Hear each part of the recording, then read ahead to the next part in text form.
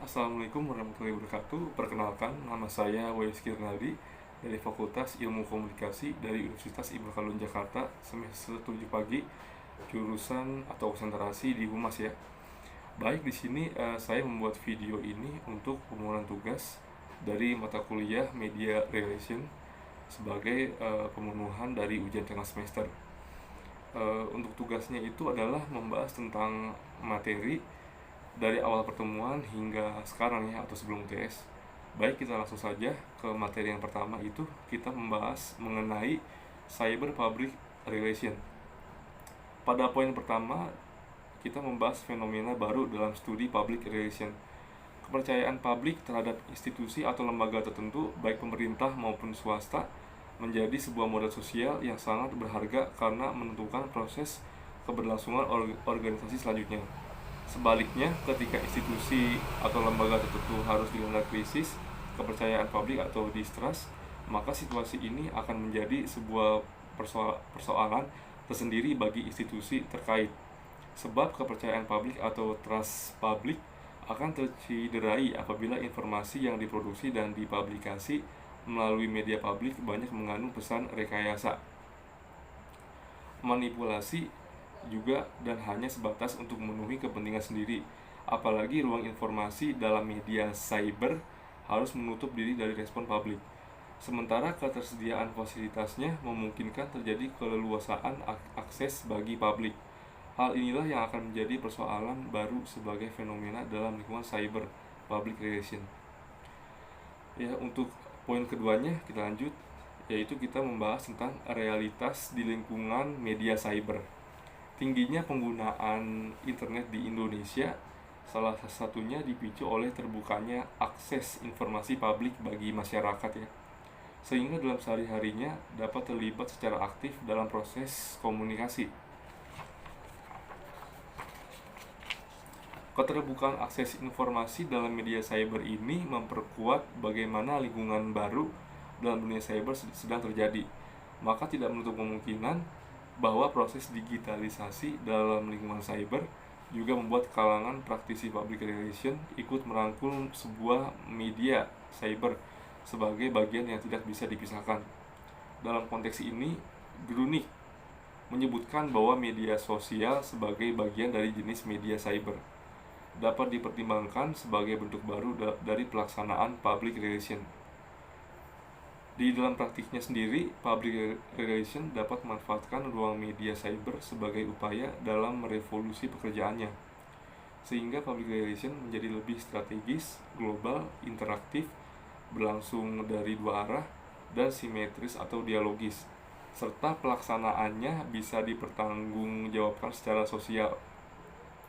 Meskipun tidak dipungkiri, juga masih banyak kalangan praktisi public relation yang memandang bahwa lahirnya media baru ini selain sebagai kekuatan revolusioner, namun dalam kenyataannya juga dianggap dapat mengganggu dalam aktivitas public relation itu sendiri.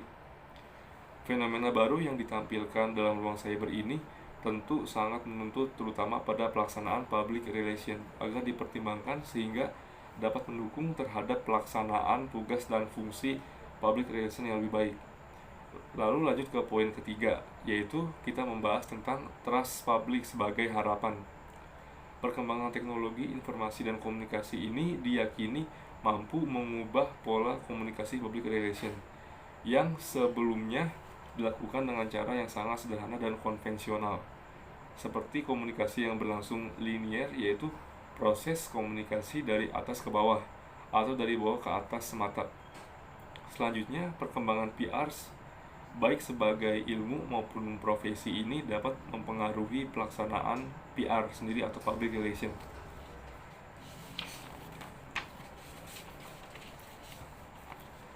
Lihat saja dalam beberapa karya tentang dasar public relation menyebutkan perkembangan ini memunculkan istilah baru, yaitu cyber public relation, dengan maksud sebagai perkembangan sarana berupa alat media PR ataupun bentuk baru dari kegiatan PR itu sendiri. Sementara komunikasi PR yang sebelumnya hanya bersifat linear dan konvensional ini perlahan-lahan mulai ditinggal dan bergeser ke arah pola komunikasi yang lebih baru. Dan itu ditandai dengan lahirnya era digital atau internet. Fase perkembangan sejarah baru public relation yang terjadi sejak tahun 1990-an ini dapat menyebabkan terjadinya pertumbuhan agensi-agensi public relation di beberapa negara maju. Latimore dan kawan-kawan menyebutkan bahwa pada fase ini terjadi karena disebabkan oleh pertumbuhan penggunaan internet yang telah menjadi tuntutan komunikasi global, serta berkembangnya saluran-saluran komunikasi. Perkembangan media cyber yang juga diikuti oleh perkembangan berbagai media macam platform media baru berbasis web ini telah memunculkan budaya baru. Dalam istilah Henry Jenkins tahun 2006 disebut participatory culture. Dalam hal ini, masyarakat bukan hanya menjadi konsumen atau pengguna teknologi media, melainkan setiap individu dimungkinkan untuk menjadi produsen dari produk medianya sendiri. Teknologi yang berbasis user-generated dan social networking service memungkinkan individu pengguna untuk berpartisipasi aktif, memproduksi dan mensirkulasi konten medianya di ruang cyber. Disadari atau tidak, revolusi dari teknologi dan media baru juga memberikan dampak yang sangat luas. Bahkan dampaknya telah mengepung segala bidang aspek kehidupan manusia. Studi ini meyakini bahwa dampak ini juga merambah pada lingkungan bidang public relation. Baik, kita lanjut. Dan ini pernah diungkapkan oleh Mary Cross, seorang profesor dari Fair Lake Dickinson University, bahwa kehadiran media baru memberikan juga dampak banjirnya informasi atau apa yang disebut Cross sebagai too much information. Terus materi yang kedua adalah kita waktu itu membahas tentang definisi public relation menurut para ahli dan juga definisi dari media relation, lalu dikaitkan dengan definisi yang dikemukakan oleh para ahli serta temukan persamaan dan juga perbedaannya. Oke, saya mengambil 5 definisi public relation yang menurut para ahli. Yang pertama adalah dari Robert T. Reilly tahun 1982 halaman 2. Public relation merupakan suatu aktivitas organisasi dalam mempromosikan hubungan yang nyaman atau baik dengan publik. Yang kedua adalah dari Scott M. Cutlip dan kawan-kawan tahun 2006 halaman 1, yaitu public relation adalah fungsi manajemen dalam rangka membangun dan mempertahankan hubungan yang baik bermanfaat antara organisasi dengan publik, sehingga dapat mempengaruhi kesuksesan atau kegagalan organisasi tersebut. Dalam hal ini, individu dan kelompok selalu melakukan hubungan satu sama lain untuk memuaskan kebutuhan dan keinginan mereka. Meski demikian, dalam konteks komunitas global, meningkatnya interdependensi maka membutuhkan interaksi ekonomi, sosial, dan politik, sehingga menjadi area penting dalam studi akademik dan praktik profesional. Yang ketiga adalah dari Dan Latimore dan kawan-kawan tahun 2014 halaman 4. Public relation adalah sebuah fungsi kepemimpinan dan manajemen yang membantu pencapaian tujuan sebuah organisasi. Dalam hal ini, para praktisi PR berkomunikasi bersama semua masyarakat, baik internal maupun eksternal, sama-sama membangun dan mengembangkan hubungan yang positif serta menciptakan konsistensi antara tujuan organisasi dengan harapan masyarakat. Terus kita lanjut. Yang keempat adalah dari Howard Bonham. Public relation adalah suatu seni untuk menciptakan pengertian publik yang lebih baik, memperdalam pengertian publik yang lebih baik, memperdalam juga kepercayaan publik terhadap seseorang atau organisasi. Dan yang kelima adalah dari W. Emerson Reich, yaitu adalah public relation merupakan kelanjutan dari proses penetapan kebijaksanaan, penentuan pelayanan-pelayanan dan sikap yang disesuaikan dengan kepentingan orang-orang atau golongan agar memperoleh kepercayaan dan goodwill dari mereka. Oke, kita lanjut ke definisi media relation.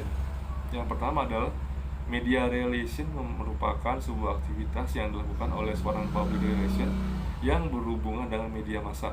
Dalam hal ini, adalah kegiatan publikasi perusahaan. Media relation penting dilakukan bagi seorang public relation karena tujuan utamanya adalah untuk reputasi perusahaan. Lalu definisi media relation menurut para ahlinya.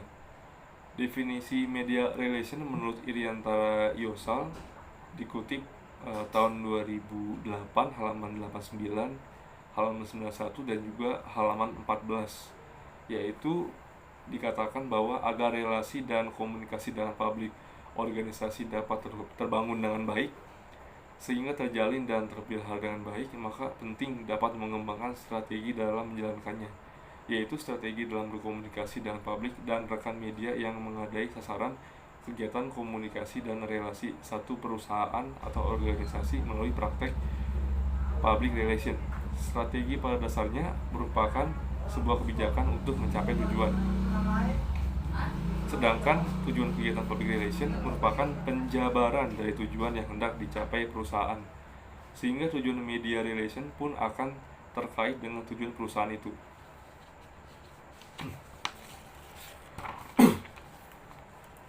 Lalu dalam mengembangkan strategi mesti memperhitungkan kekuatan dan kelemahan yang dimiliki oleh sumber daya manusia yang tersedia pada bagian divisi public relation, yaitu adalah suatu perusahaan tersebut. Bila memang pada bagian tersebut kekuatannya terletak pada sumber daya manusia yang memiliki keterampilan menulis cukup baik, maka kebanyakan informasi yang dikomunikasikan kepada publik melalui media adalah informasi tertulis. Pada dasarnya, menjalankan media relation dibutuhkan keterampilan komunikasi serta diperlukan kemampuan membaca situasi.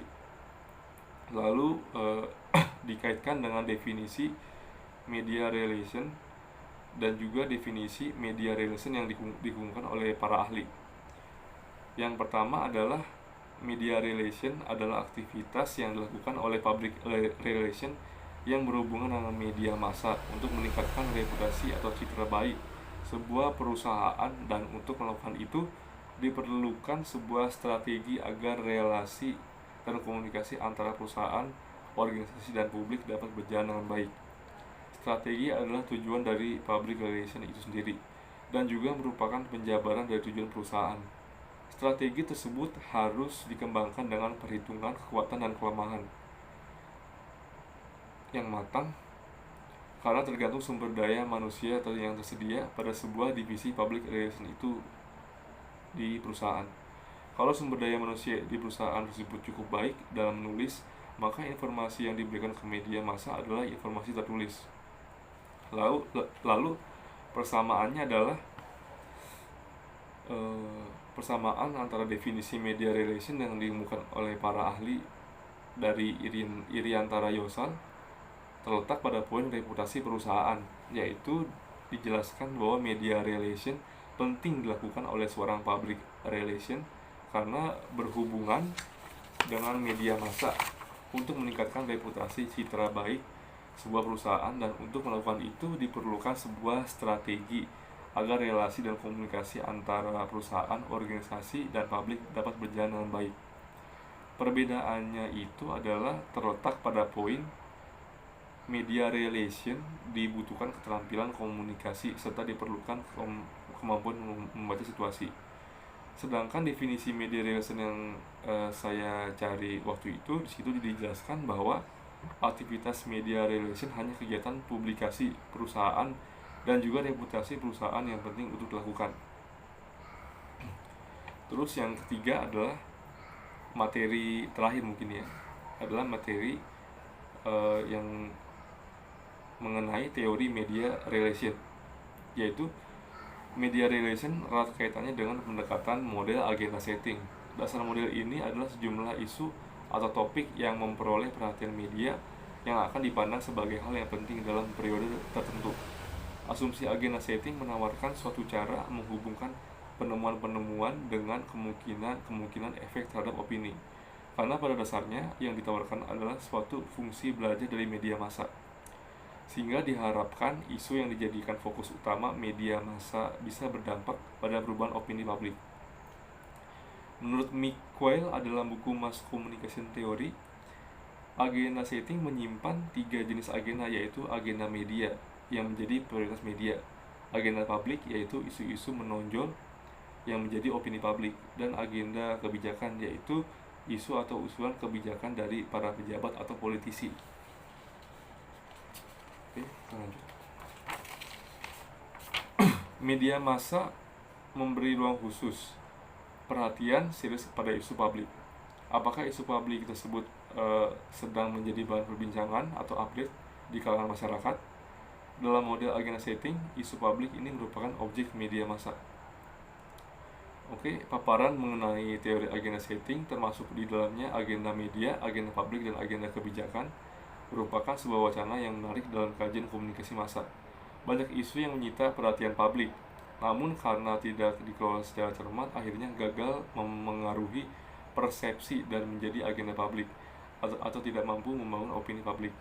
Ya, saya rasa itu ya video tugas UTS untuk mata kuliah media sendiri saya. Selebihnya mohon maaf bila ada kekurangan dari saya maupun kesalahan kata. Wassalamualaikum warahmatullahi wabarakatuh.